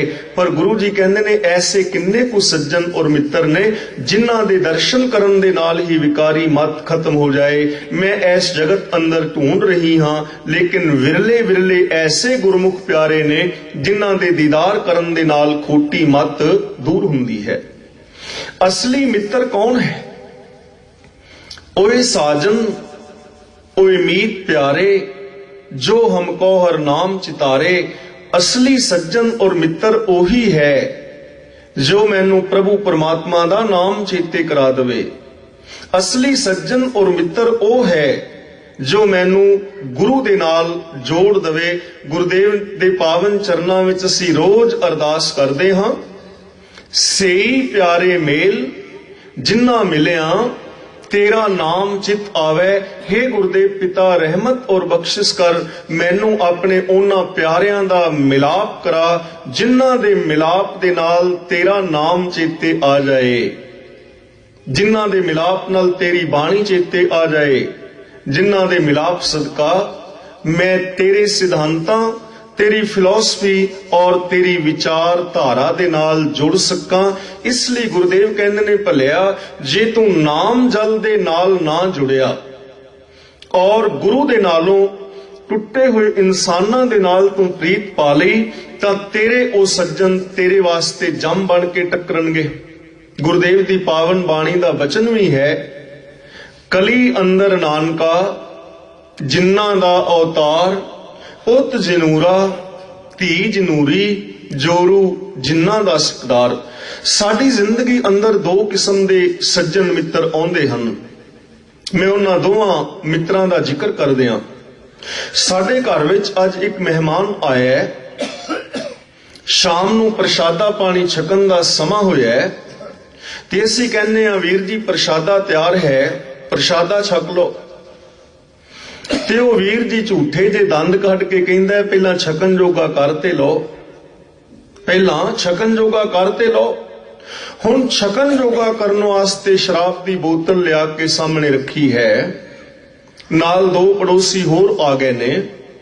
एक नूं खाण जोगा करन लई 3-4 जने नाल होर खाण जोगे हो गए ने ते खाण तो पहला हाले खाना मेज तक पहुंचिया भी नहीं, ਉਹ शराब दे नशे दे अंदर धुत हो के आपस दे अंदर किसी गल तो विवाद हो गया है।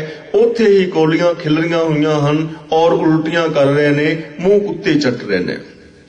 एक तां ਇਹ सज्जन है जिसने साडे घर नूं नरक बना दिता और ਉਹ सवेरे अपने घर नूं चला गया, घर विच कलेश पा गया।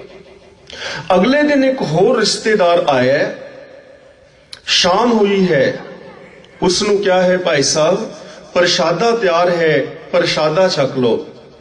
ओ सज्जन कहंदा वीर जी पहला रहरास दा वक्त है, आओ पहला मिल के रहरास करिए। ए सज्जन ने सारे परिवार नू बिठाया, रहरास साहब दा पाठ कीता है, उपरंत सारियां ने मिलके अरदास कीती है, फिर गुरु का लंगर छकिया है। उस तो बाद गुरबाणी दे किसे शब्द की विचार कीती है। रात नूं सोहिला साहब दा पाठ करके सारा परिवार सौ गया है। सवेरे अमृत वेले ए रिश्तेदार सज्जन मित्र जागया है, उठ के इशनान कीता है, नाम सिमरन कीता है, नितनेम दियां बाणियां दा पाठ कीता है, अरदास कीती है, नाश्ता छकिया है और फतेह बुला के वो अपने राह पै गया है। असी अपने कारज विच लग गए हाँ। हुण साडे वास्ते किहड़ा रिश्तेदार ठीक असी किस नूं कहांगे? तां पहला रिश्तेदार तां जम ही होया ना जिसने घर नूं नरक बना दिता।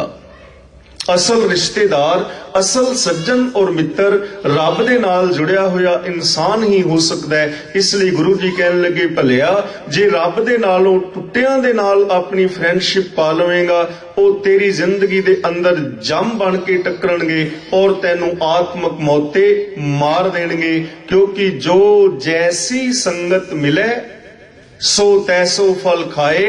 जैसी संगत दे अंदर कोई मिल जांदा है वैसा ही फल उसनू मिल जांदा है। तां मैं बेनती कर रहा सां कि असीं नाम जल दे नाल क्यों जुड़ना है।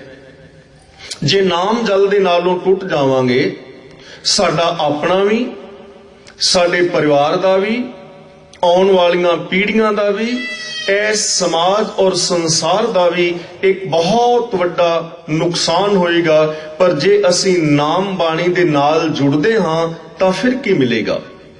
गुरुदेव दी पावन बाणी दा वचन है, नानक भगतां सदा विगास, सुने दुख पाप का नाश। जो प्रभु परमात्मा दे प्यारे हन, नाम और बाणी नू सुन करके उन्हां दी जिंदगी चों दुखां और पापां दा विनाश हो जांदा है और उन्हां दी जिंदगी दे अंदर विगासता आउंदी है, चढ़दी कला आउंदी है। उस जीवन दे अंदर खुशियां, खेड़े, आनंद और प्रसन्नता आ जांदी है। गुरुदेव दी पावन बाणी दा वचन है, आनंद भया मेरी माए सतगुरु में पाया। हे मेरी मां, मेरी जिंदगी दे अंदर आनंद, खुशियां, खेड़े पैदा हो गए हैं क्योंकि मैं सतगुर की प्राप्ति कर ली है। मैं सतगुर के सिद्धांतां मुताबक जिंदगी जी रहा हाँ। इसलिए सानू नाम जल की प्राप्ति करनी चाहिए है। यही साडे आउण दा इस संसार ते मेन मकसद है।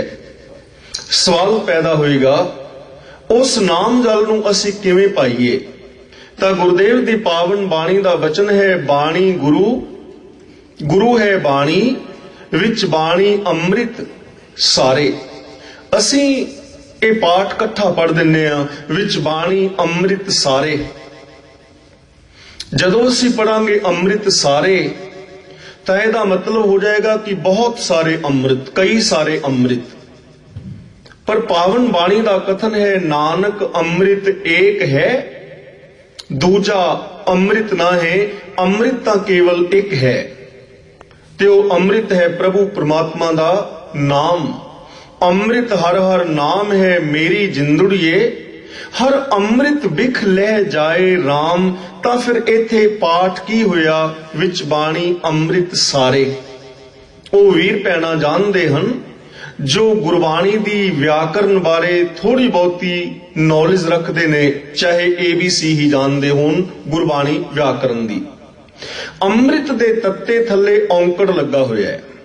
ਇਹਦਾ मतलब ये अमृत शब्द सिंगुलर है। जे अमृत दा तत्ता मुक्ता हुंदा फिर ये शब्द प्लूरल होना सी, पर अमृत दे तत्ते थले औंकड़ होण करके शब्द है सिंगुलर। ਇਹਦਾ मतलब अमृत एक है। सारे दा मतलब है संभालना, सार संभाल करना। बाणी गुरु, गुरु है बाणी, बाणी गुरु रूप है और गुरु बाणी का रूप है। सतगुर बचन, बचन है सतगुर, पाधर मुकत जनावे गो। गुरु बचन रूप है ते गुरु दे बचन गुरु दा रूप हन। जो गुरु दे पावन बचनां नूं मन्नेगा, गुरु दे ए पावन बचन उन्हां नूं मुक्ति दा रास्ता विखा देणगे, उन्हां वास्ते मुक्ति दा रास्ता पधरा हो जाएगा। तां बाणी गुरु रूप है और गुरु बाणी रूप है। इस बाणी दे अंदर की है, विच बाणी अमृत। बाणी दे अंदर अमृत है, बाणी दे अंदर आत्मक जीवन देने वाली पावर और ताकत है। बाणी दे अंदर आत्मक जीवन देने वाला नाम जल है। ये पावन बाणी तैनू अमृतमयी कर देगी। जो पावन बाणी नाल जुड़ जाएगा उसते बोल अमृतमयी हो जाएंगे, उसकी सोच अमृतमयी हो जाएगी, उसका नजरिया अमृतमयी हो जाएगा, उसके कर्म अमृतमयी हो जाएंगे, भाव कि वो अमृतत्व तक ही पहुंच जाएगा। विच बाणी अमृत। पर किन्नू मिलेगा? सारे। सारे का मतलब जो ओनू संभाले, जो अपने हिरदे दे अंदर वसाए, जो इस पावन बाणी नूं अपने हिरदे दे अंदर वसाएगा। हिरदे दा मतलब मैंटैलिटी, मानसिकता, मन, जो अपनी सोच दे अंदर इस पावन बाणी नूं वसा लेगा, ओनू ओ आत्मक जीवन देन वाला नाम जल मिल जाएगा और ਉਹ ਆਤਮਿਕ ਜ਼ਿੰਦਗੀ ਜੀ ਸਕੇਗਾ। ਤਾਂ ਆਓ ਅਸੀਂ ਵਿਚਾਰ ਕਰਨ ਦਾ ਯਤਨ ਕਰੀਏ ਕਿ ਕਿਵੇਂ ਉਸ ਨਾਮ ਜਲ ਨੂੰ ਅਸੀਂ ਪਾ ਸਕਦੇ ਹਾਂ, ਉਹਦਾ ਜਰੀਆ ਕੀ ਹੈ, ਸਾਧਨ ਕੀ ਨੇ। ਗੁਰੂ ਨਾਨਕ ਪਾਤਸ਼ਾਹ ਜੀ ਦਾ ਪਾਵਨ ਬਚਨ ਹੈ, ਜਿਸ ਜਲ ਨਿਧ ਕਾਰਨ ਤੁਮ ਜਗ ਆਏ, ਸੋ ਅੰਮ੍ਰਿਤ ਗੁਰ ਪਾਹੀ ਜੀਓ। ਜਿਸ ਆਤਮਿਕ ਜੀਵਨ ਦੀ ਪ੍ਰਾਪਤੀ ਵਾਸਤੇ ਤੁਸੀਂ ਆਏ ਹੋ, ਉਹ ਆਤਮਿਕ ਜੀਵਨ ਦੇਣ ਵਾਲਾ ਨਾਮ ਜਲ, ਉਹ ਆਤਮਿਕ ਜੀਵਨ ਦੇਣ ਵਾਲੀ ਜੀਵਨ ਦੀ ਜੁਗਤ ਵੇ ਆਫ ਲਾਈਫ ਗੁਰੂ ਦੇ ਕੋਲ ਹੈ। ਯਾਨੀ ਗੁਰੂ ਪਾਸੋਂ ਅਸਾਂ ਆਤਮਿਕ ਜ਼ਿੰਦਗੀ ਲੈਣੀ ਹੈ। ਗੁਰ ਬਿਨ ਘੋਰ ਅੰਧਾਰ, ਗੁਰੂ ਬਿਨ ਸਮਝ ਨਾ ਆਵੇ, ਗੁਰ ਬਿਨ ਸੁਰਤ ਨਾ ਸਿੱਧ, ਗੁਰੂ ਬਿਨ ਮੁਕਤ ਨਾ ਪਾਵੇ। ਗੁਰ ਕਰ ਸੱਚ ਵਿਚਾਰ, गुरु कर रे मन मेरे, गुर कर शब्द सपुन, अगन कट्टै सब तेरे, गुर कर शब्द सपुन। गुरु दे शब्द दे धारनी होना और गुरु दी शरण दे अंदर आना, ये दुनिया दा सब तो वड्डा पुण्य दा काम है। जे हुण कोई पुछे कि दुनिया दा सब तो वड्डा पुण्य दा धर्म दा काम केड़ा है, तां असीं रोज पावन बाणी दे अंदर वचन पढ़दे हां, कर साधु अंजुली पुण्य वड्डा है। अंजुली दा मतलब बुक करनी, अरदास करनी। गुरु दे चरना अंदर अरदास कर, ये दुनिया दा सब तो वड्डा पुण्य दा काम है। कर डंडौत पुण्य वड्डा है। डंडौत दा मतलब डंडे दी तरह सिद्धियां होके नमस्कार करनी। हुण डंडे दी तरह गुरु दे चरना विच नमस्कार करनी है, जलेबी दी तरह नहीं। जलेबी मिठी बहुत है, जलेबी सुंदर बहुत है। जलेबी दा नाम सुन के ही मूंह च पानी आ जांदा है। मिठास जलेबी विच बहुत है, सुंदरता है, पर जलेबी दे अंदर वल बड़े ने, विंग बड़े ने। तेरी जबान विच तां मिठास होवे, तेरे कपड़े बड़े सुंदर होण, तू पहनावा धार्मिक पाया होवे, लेकिन अंदर तेरे जलेबी वर्गे वट होण, तां फिर गुरु दे चरनां विच आउण दा कोई लाभ तैनूं होना नहीं, जे अंदर हेरा फेरियां लैके आउणा है। डंडे दे अंदर कोई वल विंग नहीं हुंदा, तां गुरु जी कहंदे ने गुरु दे पावन चरनां दे अंदर डंडे दी तरह सिद्धा होके झुकदा। तेरी जिंदगी दे अंदर कोई वल विंग ना होवे, तेरे जीवन दे अंदर कोई हेरा फेरी ना होवे, तेरी सोच दे अंदर ऐसे कर्म ना होण जो कर्म तू समाज तो छुप के करदा है, जां तैनूं समाज तो छुप के करन दी जरूरत पैंदी है। भाव तू कथनी और करनी दा पूरा हो के गुरु दे चरनां विच नमस्कार कर दे, आत्म समर्पण कर दे। ये दुनिया दा सब तो वड्डा पुण्य दा काम है। इस तो वड्डा पुण्य दा काम होर कोई नहीं। गुरु दे चरनां विच झुकना है, क्योंकि गुरु दे पास नाम अमृत है। जिस जलनिध कारण तुम जग आए, सो अमृत गुर पाही जियो। तां ही ते गुरुदेव पातशाह बचन करदे ने कि बलिहारी गुर अपने, दिओहाड़ी सदवार, जिन मानस ते देवते किए, करत ना लागी वार। मैं अपने गुरु तो दिन दे अंदर सैकड़े सैकड़े वार कुर्बान वार ने सदके और बलिहार जांदा हां, क्योंकि मेरे गुरु दे अंदर ए पावर है। ए आम इंसानां तो दैवी गुणां वाले परिपूर्ण मनुख एक पल दे अंदर तैयार कर दिंदा है। जो गुरु दे पावन चरनां अंदर झुक जाए, उस प्रभु परमात्मा दी प्राप्ति कर सकदा है।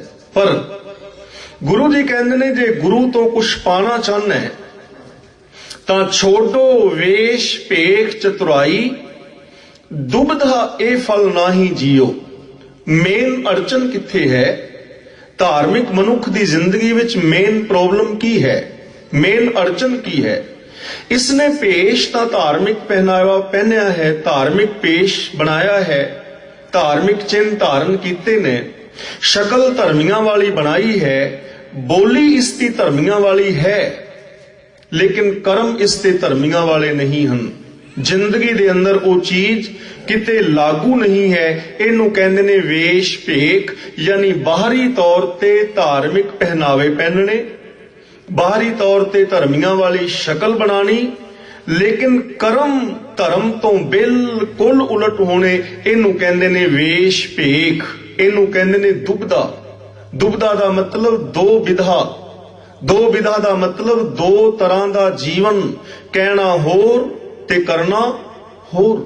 ਮੈਂ ਬੇਨਤੀ ਕਰਾਂ, ਜਦੋਂ ਅਸੀਂ ਅਕਾਲ ਤਖਤ ਦੀ ਰਹਿਤ ਮਰਿਆਦਾ ਵੱਲ ਇੱਕ ਝਾਤ ਮਾਰਦੇ ਹਾਂ ਤੇ ਆਪਣੇ ਜੀਵਨ ਵੱਲ ਝਾਤ ਮਾਰਦੇ ਹਾਂ, ਤਾਂ ਸਾਡੇ ਜੀਵਨ ਦੇ ਅੰਦਰ ਕਿਤੇ ਉਹ ਰਹਿਤ ਮਰਿਆਦਾ ਲਾਗੂ ਹੋਈ ਨਜ਼ਰੀ ਨਹੀਂ ਪੈਂਦੀ।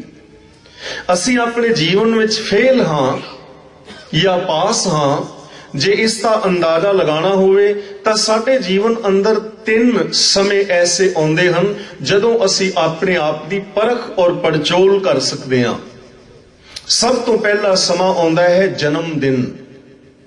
ਜਦੋਂ ਸਾਡੇ ਘਰ ਵਿੱਚ ਕੋਈ ਬੱਚਾ ਜਨਮ ਲੈਂਦਾ ਹੈ ਤਾਂ ਕੀ ਅਸੀਂ ਜੋ ਜਨਮ ਸੰਸਕਾਰ ਹੈ ਉਹ ਅਕਾਲ ਤਖਤ ਸਾਹਿਬ ਜੀ ਦੀ ਰਹਿਤ ਮਰਿਆਦਾ ਮੁਤਾਬਕ ਕਰਦੇ ਹਾਂ? ਜੇ ਤਾਂ ਅਕਾਲ ਤਖਤ ਦੀ ਰਹਿਤ ਮਰਿਆਦਾ ਮੁਤਾਬਕ ਅਸੀਂ ਜਨਮ ਸੰਸਕਾਰ ਨਿਭਾਇਆ ਹੈ ਤਾਂ ਅਸੀਂ ਪਾਸ ਹੋ ਗਏ ਪਹਿਲੇ ਪੇਪਰ ਵਿੱਚ। ਤੇ ਜੇ ਅਸੀਂ ਕੇਕ ਕੱਟ ਰਹੇ ਹਾਂ, ਸ਼ਰਾਬਾਂ ਵਰਤਾ ਰਹੇ ਹਾਂ, ਤਾਂ ਪਹਿਲੇ ਪੇਪਰ ਵਿੱਚ ਹੀ ਫੇਲ ਹੋ ਗਏ। ਫਿਰ ਅਸੀਂ ਵੇਸ਼ ਭੇਖ ਵਾਲੇ ਹਾਂ, ਨਾਮ ਅਸੀਂ ਸਿੱਖ ਅਖਵਾਰੇ ਹਾਂ, ਲੇਕਿਨ ਅਮਲ ਨਹੀਂ ਕਰਦੇ ਪਏ। ਦੂਜਾ ਸਮਾਂ ਆਉਂਦਾ ਹੈ ਵਿਆਹ ਛੁਆਰੇ ਦਾ।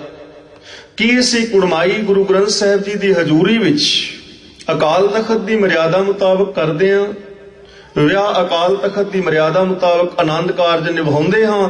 ਜੇ ਤਾਂ ਨਿਭਾਇਆ ਹੈ ਫਿਰ ਤਾਂ ਅਸੀਂ ਗੁਰੂ ਦੇ ਸਿੱਖ ਹਾਂ, ਧਰਮੀ ਹਾਂ।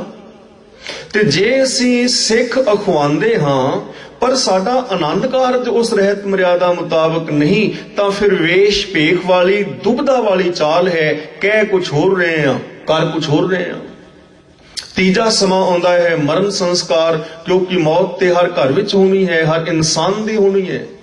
ਤੇ ਜੇ ਅਸੀਂ ਅੰਤਮ ਸੰਸਕਾਰ ਸਿੱਖ ਰਹਿਤ ਮਰਿਆਦਾ ਮੁਤਾਬਕ ਕੀਤਾ ਹੈ ਤਾਂ ਅਸੀਂ ਤੀਜੇ ਪੇਪਰ ਵਿੱਚ ਪਾਸ ਹੋ ਗਏ। ਤੇ ਜੇ ਉੱਥੇ ਵੀ ਰਹਿਤ ਮਰਿਆਦਾ ਲਾਗੂ ਨਹੀਂ ਤੇ ਅਸੀਂ ਆਪਣੇ ਆਪ ਨੂੰ ਸਿੱਖ ਅਖਵਾਰੇ ਹਾਂ, ਫਿਰ ਅਸੀਂ ਡਰਾਮੇਬਾਜ਼ ਹਾਂ, ਫਿਰ ਅਸੀਂ ਧੋਖਾ ਕਰ ਰਹੇ ਹਾਂ ਆਪਣੇ ਆਪ ਦੇ ਨਾਲ। ਗੁਰੂ ਤਾਂ ਜਾਣੀ ਜਾਣ ਹੈ।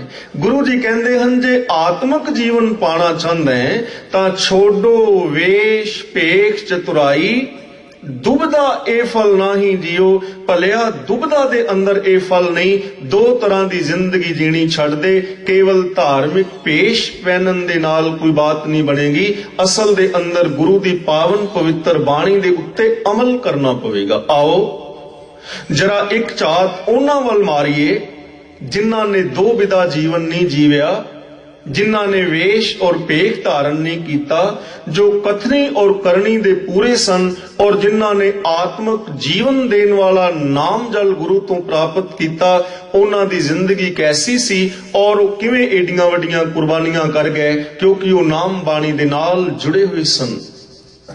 ਜਦੋਂ ਚਮਕੌਰ ਸਾਹਿਬ ਵੱਲ ਗੁਰੂ ਗੋਬਿੰਦ ਸਿੰਘ ਜੀ ਮਹਾਰਾਜ ਪਹੁੰਚੇ ਹਨ, ਸਰਸਾ ਦੇ ਦਰਿਆ ਤੇ ਪਰਿਵਾਰ ਦਾ ਵਿਛੋੜਾ ਹੋ ਗਿਆ। ਛੋਟੇ ਸਾਹਿਬਜ਼ਾਦੇ ਮਾਤਾ ਗੂਜਰੀ ਜੀ ਦੇ ਨਾਲ ਹਨ। ਤੇ ਇੱਥੇ ਮੈਂ ਜੋ ਛੋਟੇ ਸਾਹਿਬਜ਼ਾਦਿਆਂ ਦੀ ਥੋੜੀ ਜੀ ਵਾਰਤਾ ਆਪ ਦੇ ਨਾਲ ਸਾਂਝੀ ਕਰਨੀ ਚਾਹਨਾ, ਉਹ ਹਕੀਮ ਅੱਲਾ ਯਾਰ ਖਾਂ ਜੋਗੀ ਦੀ ਬਿਆਨੀ ਹੈ। ਮੈਂ ਬਹੁਤੇ ਵਿਸਥਾਰ ਵਿੱਚ ਨਹੀਂ ਜਾਣਾ। ਹਕੀਮ ਅੱਲਾ ਯਾਰ ਖਾਂ ਜੋਗੀ ਲਿਖਦਾ ਹੈ ਕਿ ਇਹ ਮਾਸੂਮ ਬੱਚੇ ਆਪਣੀ ਦਾਦੀ ਮਾਂ ਦੀਆਂ ਉਂਗਲਾਂ ਫੜ ਕੇ ਤੁਰ ਰਹੇ ਨੇ ਕਿ ਉਹ ਰਾਤ ਕੈਸੀ ਹੈ। ਪੋਹ ਦੀ ਰਾਤ, ਕਾਲੀ ਬੋਲੀ ਹਨੇਰੀ ਰਾਤ, ਜਿੱਥੇ ਬੱਦਲ ਗਰਜ ਰਹੇ ਨੇ, ਬਿਜਲੀ ਚਮਕ ਰਹੀ ਹੈ, ਚਾਰ ਚੁਫੇਰੇ ਪਾਣੀ ਭਰਿਆ ਹੋਇਆ ਹੈ ਔਰ ਵਹਿਣ ਪਾਣੀ ਦੇ ਵਹਿ ਰਹੇ ਨੇ। ਚਾਰ ਚੁਫੇਰੇ ਮੁਗਲ ਫੌਜਾਂ ਗੁਰੂ ਦੇ ਪਰਿਵਾਰ ਦੀ ਭਾਲ ਕਰ ਰਹੀਆਂ ਨੇ। ਕਿਤੇ ਵੀ ਕੋਈ ਮੁਗਲ ਫੌਜੀ ਇਹਨਾਂ ਬੱਚਿਆਂ ਨੂੰ ਮਿਲੇਗਾ, ਇਹਨਾਂ ਦੇ ਸਿਰ ਕਲਮ ਕਰ ਦੇਵੇਗਾ। ਐਸੀ ਦਸ਼ਾ ਦੇ ਅੰਦਰ ਮਾਤਾ ਜੀ ਦੇ ਨਾਲ ਇਹ ਬੱਚੇ ਤੁਰ ਰਹੇ ਨੇ। ਕੜਕਵੀਂ ਸਰਦੀ ਪੈ ਰਹੀ ਹੈ ਤੇ ਕੁਝ ਕੱਪੜੇ ਬਸਤਰ ਓਢਣ ਵਾਸਤੇ ਨਹੀਂ ਨੇ। ਹਕੀਮ ਅੱਲਾ ਯਾਰ ਖਾਂ ਜੋਗੀ ਲਿਖਦਾ ਹੈ ਕਿ ਇਹ ਤੁਰਦੇ ਤੁਰਦੇ ਮਾਸੂਮ ਬੱਚੇ ਹਨੇਰੇ ਵਿੱਚ ਕਦੇ ਪਾਣੀ ਦੇ ਭਰੇ ਟੋਏ ਵਿੱਚ ਡਿੱਗ ਪੈਂਦੇ ਨੇ। ਮਾਤਾ ਪਕੜ ਕੇ ਉਠਾਉਂਦੀ ਹੈ। ਕਦੇ ਇਹਨਾਂ ਦਾ ਝੋਲਾ ਨੁਕੀਲੇ ਔਰ ਤੇਜ਼ ਮਲਿਆਂ ਦੇ ਕੰਡਿਆਂ ਨਾਲ ਅੜ ਜਾਂਦਾ ਹੈ ਤੇ ਮਾਸੂਮ ਬੱਚੇ ਕਹਿੰਦੇ ਨੇ, ਦਾਦੀ ਮਾਂ ਝੋਲਾ ਮਲਿਆਂ ਵਿੱਚ ਅੜ ਗਿਆ ਹੈ। ਰਾਤ ਦੇ ਹਨੇਰੇ ਵਿੱਚ ਦਾਦੀ ਮਾਂ ਇਸ ਝੋਲੇ ਨੂੰ ਕੰਡਿਆਂ ਚੋਂ ਕੱਢਣ ਦਾ ਯਤਨ ਕਰਦੀ ਹੈ ਤਾਂ ਮਾਤਾ ਦੇ ਜੋ ਪੋਟੇ ਨੇ, ਉਂਗਲਾਂ ਨੇ, ਉਹ ਵੀ ਕੰਡਿਆਂ ਦੇ ਨਾਲ ਵਿੰਨੇ ਗਏ ਨੇ, ਜਿਨ੍ਹਾਂ ਚੋਂ ਖੂਨ ਸਿਮਦਾ ਪਿਆ। ਜੋਗੀ ਜੀ ਲਿਖਦੇ ਨੇ ਕਿ ਤੁਰਦਿਆਂ ਤੁਰਦਿਆਂ ਕਦੇ ਮਲੇ ਦਾ ਨੁਕੀਲਾ ਔਰ ਤੇਜ਼ ਕੰਡਾ ਇਹਨਾਂ ਬੱਚਿਆਂ ਦੀਆਂ ਮਾਸੂਮ ਬਾਜੂਆਂ ਦੇ ਉੱਤੇ ਵੱਜਦਾ ਹੈ। ਇੱਕ ਲੰਬੀ ਝਰੀਟ ਪੈ ਜਾਂਦੀ ਹੈ ਜਿਸ ਤੋਂ ਖੂਨ ਦੀਆਂ ਬੂੰਦਾਂ ਸਿਮਦੀਆਂ ਨੇ ਔਰ ਖੂਨ ਦੀਆਂ ਬੂੰਦਾਂ ਪਾਣੀ ਵਿੱਚ ਪੈਂਦੀਆਂ ਪਾਣੀ ਸੁਰਖ ਲਾਲ ਹੋ ਜਾਂਦਾ ਹੈ। ਇੰਜ ਜਾਪਦਾ ਹੈ ਜਿਵੇਂ ਇਹ ਮਾਸੂਮ ਬੱਚੇ ਆਪਣੇ ਪਾਵਨ ਪਵਿੱਤਰ ਖੂਨ ਦੇ ਨਾਲ ਇਸ ਧਰਤੀ ਨੂੰ ਸਿੰਜ ਕੇ ਸਰ ਸਬਜ਼ ਕਰ ਦੇਣਾ ਚਾਹੁੰਦੇ ਨੇ। ਤੇ ਜੋਗੀ ਜੀ ਕਹਿੰਦੇ ਨੇ, ਇੰਜ ਜਾਪਦਾ ਹੈ ਜਿਵੇਂ ਇਹ ਮਲਿਆਂ ਦੇ ਕੰਡੇ ਵੀ ਇਹਨਾਂ ਮਾਸੂਮਾਂ ਦੇ ਵੈਰੀ ਹੋ ਗਏ ਨੇ ਜੋ ਇਹਨਾਂ ਨੂੰ ਆਪਣੀ ਮੰਜ਼ਿਲ ਤੇ ਪਹੁੰਚਣ ਤੋਂ ਰੋਕ ਰਹੇ ਨੇ। ਜੋਗੀ ਜੀ ਕਹਿੰਦੇ ਨੇ ਕਿ ਇਹਨਾਂ ਮਾਸੂਮ ਬੱਚਿਆਂ ਨੇ ਆਪਣੀ ਦਾਦੀ ਮਾਂ ਅੱਗੇ ਇੱਕ ਸਵਾਲ ਕੀਤਾ।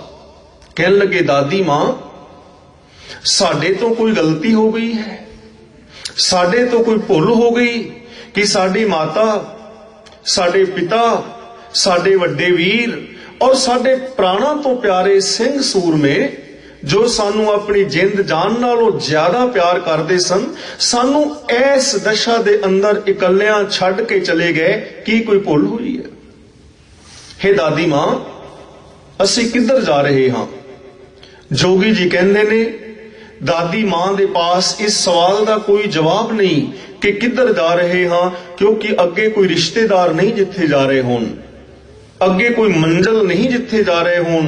ਦਾਦੀ ਮਾਂ ਨੇ ਹੌਸਲਾ ਦਿੱਤਾ, ਕਹਿਣ ਲੱਗੀ, ਪੁੱਤਰ ਅਸੀਂ ਉਧਰ ਜਾ ਰਹੇ ਹਾਂ ਜਿੱਧਰ ਤੁਹਾਡੇ ਪਿਤਾ ਔਰ ਤੁਹਾਡੇ ਭਰਾ ਗਏ ਨੇ। ਸਵੇਰ ਦੇ ਸੂਰਜ ਦੀ ਪਹਿਲੀ ਕਿਰਨ ਧਰਤੀ ਤੇ ਪਵੇਗੀ, ਤੁਹਾਡੇ ਪਿਤਾ ਔਰ ਭਰਾ ਤੁਹਾਨੂੰ ਮਿਲਣਗੇ, ਤੁਹਾਡੇ ਵੀਰ ਤੁਹਾਨੂੰ ਆਪਣੀ ਗੋਦ ਵਿੱਚ ਉਠਾਣਗੇ, ਤੁਹਾਡੇ ਪਿਤਾ ਆਪਣੇ ਸੀਨੇ ਦੇ ਨਾਲ ਲਾ ਕੇ ਤੁਹਾਨੂੰ ਪਿਆਰ ਕਰਨਗੇ। ਤੇ ਹਕੀਮ ਅੱਲਾ ਯਾਰ ਖਾਂ ਜੋਗੀ ਕਹਿੰਦਾ, ਇਹ ਦੋਵੇਂ ਮਾਸੂਮ ਭੋਲੇ ਔਰ ਅਣਜਾਣ ਬੇਖਬਰ ਇਸ ਗੱਲ ਤੋਂ ਮੁਸਕਰਾ ਪਏ ਤੇ ਕਹਿਣ ਲੱਗੇ, ਹੇ ਦਾਦੀ ਮਾਂ, ਜਦੋਂ ਸਵੇਰੇ ਸਾਡੇ ਵੀਰ ਸਾਨੂੰ ਕੁੱਛੜ ਚੁੱਕਣ ਵਾਸਤੇ ਹੱਥ ਪਸਾਰਨਗੇ, ਅਸੀਂ ਝੂਠੀ ਮੁੱਠੀ ਰੁੱਸ ਜਾਣਾ ਹੈ, ਅਸੀਂ ਉਹਨਾਂ ਦੇ ਕੁੱਛੜ ਨਹੀਂ ਚੜਨਾ, ਸਾਨੂੰ ਇਸ ਦਸ਼ਾ ਵਿੱਚ ਛੱਡ ਗਏ ਨੇ। ਜਦੋਂ ਬਹੁਤ ਦੇਰ ਮਨਾਨ ਤੇ ਲਗਾਉਣਗੇ ਫਿਰ ਅਸੀਂ ਮੰਨਾਂਗੇ।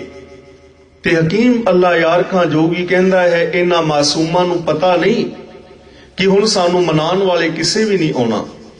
ਪਿਤਾ ਦੇ ਅੰਤਮ ਦਰਸ਼ਨ ਸਾਨੂੰ ਅਨੰਦਪੁਰ ਹੋ ਗਏ ਸਨ, ਹੁਣ ਪਿਤਾ ਦੇ ਦੀਦਾਰ ਇਹਨਾਂ ਦੀਦਿਆਂ ਨਾਲ ਨਹੀਂ ਹੋਣੇ। ਹੁਣ ਅਸੀਂ ਆਪਣੇ ਭਰਾਵਾਂ ਦੇ ਸੀਨੇ ਦਾ ਨਿੱਘ ਨਹੀਂ ਮਾਣ ਪਾਵਾਂਗੇ। ਇਸ ਦਸ਼ਾ ਵਿੱਚ ਗੰਗੂ ਦੇ ਘਰ ਪਹੁੰਚੇ। ਗੰਗੂ ਨੇ ਜਿਵੇਂ ਇਹਨਾਂ ਨੂੰ ਕੈਦ ਕਰਾਇਆ, ਆਪ ਸਭ ਜਾਣੂ ਹੋ। ਆਖਿਰ ਮਾਤਾ ਗੁਜਰੀ ਜੀ ਨੂੰ ਔਰ ਛੋਟੇ ਸਾਹਿਬਜ਼ਾਦਿਆਂ ਨੂੰ ਸਰਹੰਦ ਦੇ ਠੰਡੇ ਬੁਰਜ ਦੇ ਅੰਦਰ ਕੈਦ ਕੀਤਾ ਗਿਆ। ਦਾਦੀ ਮਾਂ ਨੇ ਉੱਥੇ ਸਿੱਖਿਆ ਦਿੱਤੀ। ਉਹ ਸਮਝ ਗਏ ਸਨ ਕਿ ਇੱਥੇ ਸ਼ਹੀਦੀਆਂ ਪਾਣੀਆਂ ਪੈਣਗੀਆਂ। ਆਖਿਆ, ਪੋਤਿਓ, ਆਪਣੇ ਦਾਦੇ ਦੀ ਪੱਗ ਨੂੰ ਲਾਜ ਨਾ ਲਵਾਇਓ, ਆਪਣੇ ਧਰਮ ਔਰ ਆਪਣੇ ਧਰਮ ਅਸੂਲਾਂ ਦਾ ਤਿਆਗ ਨਾ ਕਰਿਓ। ਅੱਜ ਉਹ ਸਮਾਂ ਹੈ ਉਸ ਪਾਵਨ ਬਾਣੀ ਦੇ ਉੱਤੇ ਅਮਲ ਕਰਨ ਦਾ ਜੋ ਤੁਹਾਨੂੰ ਪੜ੍ਹਾਈ ਜਾਂਦੀ ਸੀ। ਕਰਵਤ ਭਲਾ ਨਾ ਕਰਵਟ ਤੇਰੀ, ਲਾਗ ਗਲੇ ਸੁਨ ਬਿਨਤੀ ਮੇਰੀ, ਹੋਂ ਵਾਰੀ ਮੁਖ ਫੇਰ ਪਿਆਰੇ, ਕਰਵਟ ਦੇ ਮੋਕੋ ਕਾਹੇ ਕੋ ਮਾਰੇ।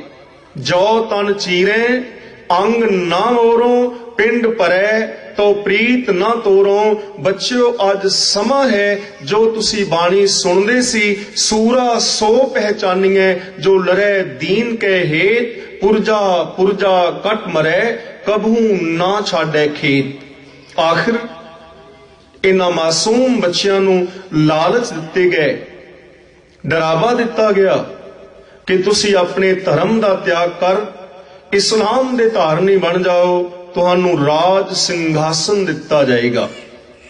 अज दे राजनैतिकां विच और साहिबजादियां विच फर्क की है? साहिबजादियां नू राज दा लालच दिता जा रहा है कि तुसी धर्म दा त्याग कर दिओ, तुहानू राज सिंघासन दिता जाएगा। साहिबजादियां ने राज सिंघासन नू जुत्ती दी नोक ते ठुकरा दिता और धर्म दा पालन कीता। ते अज साडे राजनैतिक लीडर धर्म नू ठुकरा के राज सिंघासन ते पहुंच जांदे ने। यही फर्क है, होर की है? साहिबजादियां नू हुक्म कर दिता गया, इन्हां वास्ते फतवा जारी किया कि इन्हां मासूम बच्चियां नू नीहां अंदर जिंदा चिण के शहीद कर दिता जाए।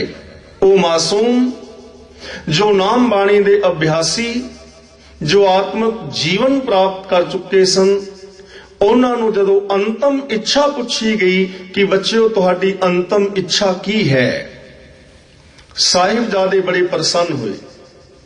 सूबे नू कहन लगे, सूबेआ असीं तेरा धन्नवाद करांगे जे तू साडी अंतम इच्छा पूरी कर दवें, पर अंतम इच्छा दसन तो पहला 2-3 सवाल तेरे तो पूछना चाहुंदे आ।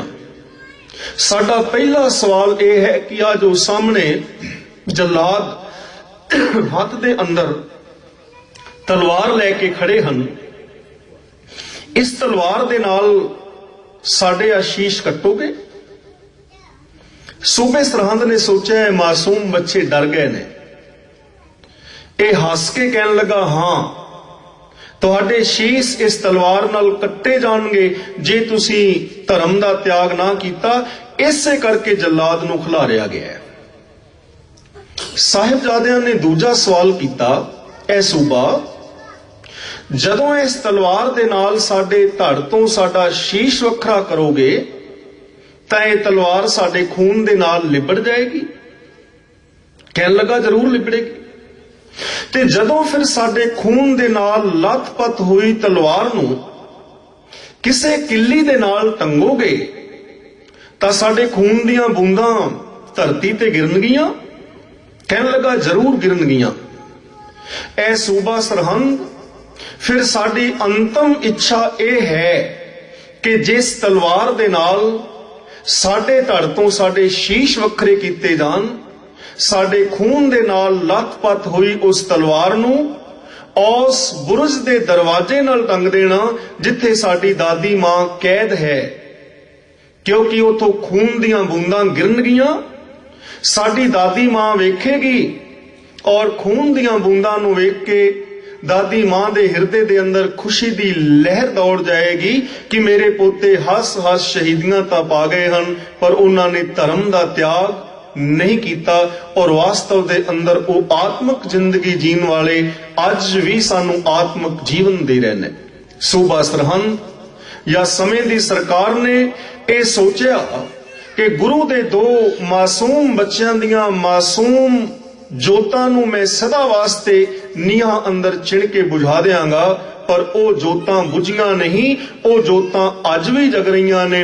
उथे सैकड़े फुट उच्चे निशान साहब झूल रहे ने ते अज भी ओ संसार नू आत्मक जिंदगी जीण दी प्रेरणा दे रहे ने। ऐ सिखा कदे सरहंद जाई और सरहंद जाके उस पावन बुरज दे थल्ले शरदा दे नाल खड़ा होवी।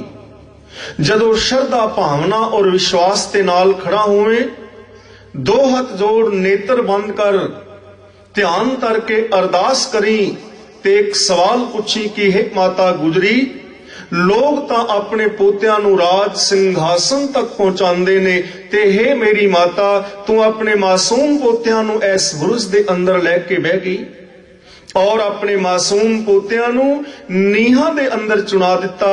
ओदा कारण की सी? तू अपने पोतियां नू नीहां विच क्यों चुनाया?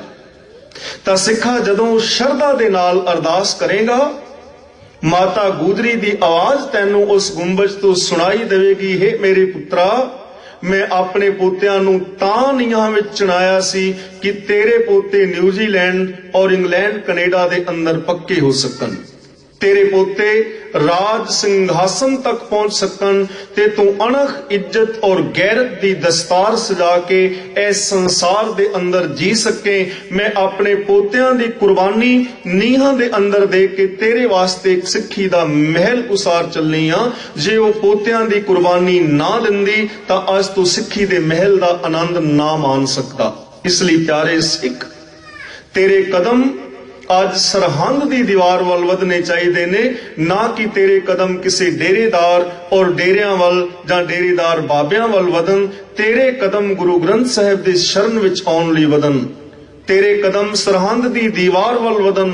तेरे कदम अकाल तखत वल वधन और गुरु दे ऐस पावन बचन नूं तू याद रखे, जिस जलनिध कारण तुम जग आए सो अमृत गुर पाही जियो। छोड़ो वेश पेख चतुराई दुबदा ए फल नाही जियो। मन रे थिर रहो मत कत जाही जियो। बाहर ढूंढत बहुत दुख पावे कर अमृत घट माही जियो। प्यारिया, बाहर लभदा होया अनंत अनंत दुखां दियां पंडां अपने सिर दे उत्ते चुक लवेगा। आत्मक जीवन देने वाला नाम जल तेरे हिरदे दे अंदर भरिया पिया है ते गुरु दे शब्द और उपदेश राही उस नाम जल नूं अपने अंदरों पी के तू आत्मक जिंदगी जी सकदा है। गुरु पातशाह रहमत करन सानू सारियां नूं नाम दी दात, बाणी दी प्रीत, परस्पर प्यार ते इतफाक और रहत मर्यादा वाला जीवन बख्शिश करन। होइयां भुलां दी खिमा गज के बुलाओ जी। वाहिगुरु जी का खालसा, वाहिगुरु जी की फतेह। राम कली महला तीजा। आनंद एक ओंकार सतगुर प्रसाद। आनंद पया मेरी माए सतगुरु मैं